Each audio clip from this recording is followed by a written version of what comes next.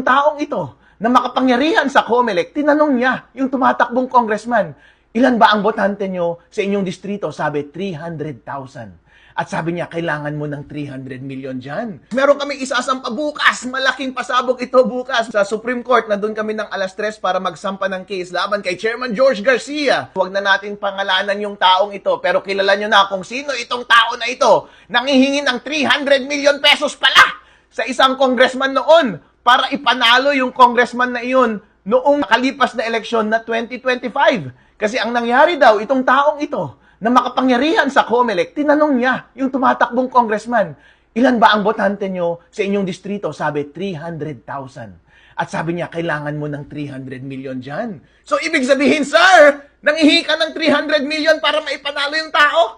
Kung kukumputin mo, 1,000 kada botante, mas tipid pa pala na magbayad sa COMELEC dahil kada boto ay 1,000 lang. Eh, magkano ba ang bilihan ng boto sa probinsya? Tig pa 5,000, tig 3,000, kung minsan umaabot pa ng 10,000, kailangan mong mag-invest ng 300 million pesos. Hindi po yan chismis lamang dahil kasama po yan sa petition na ipa-file namin bukas doon sa Supreme Court. Magkakaroon po kayo ng kopya. Mababasa nyo po mismo yung detalye dahil halos nalaglag sa upuan yung kandidatong iyon nung sinabihan siya na kailangan niya ng 300 million pesos para makakuha ng boto para sa 300,000 na botante sa kanyang distrito. Sir, kung sino ka man, buong Pilipinas, kilala ka, kung sino ka, hindi kita kailangang pangalanan, alam na natin lahat, nangihingi ka pala ng 300 million pesos. Akala mo kung nagsalita ka, akala mo ang banal-banal mo, isa ka palang kurap! Nakausap itong makapangyarihang taong ito doon sa COMELEC. At yung taong yun sa COMELEC ay tinanong kung ilan ang botante niya sa kanyang distrito at sinabi niya 300,000 po.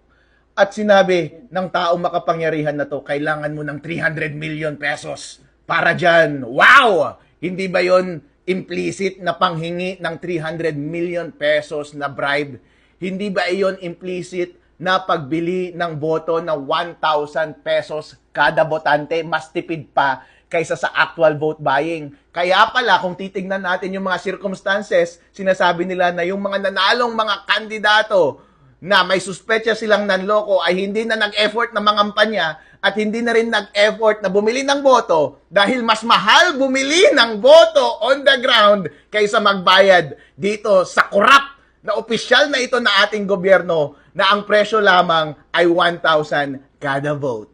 Dapat siyang mapakulong ng napakahabang panahon. You are mentioning kanina si COMELEC Chairman George Garcia? Hindi ko sinasabi na siya yung tao na yon. Pero taong bayan, alam nyo na kung sino yung tao na yon. Hindi ko sinasabi na si Chairman George Garcia yon. At hindi ko rin itinatanggi na siya iyon.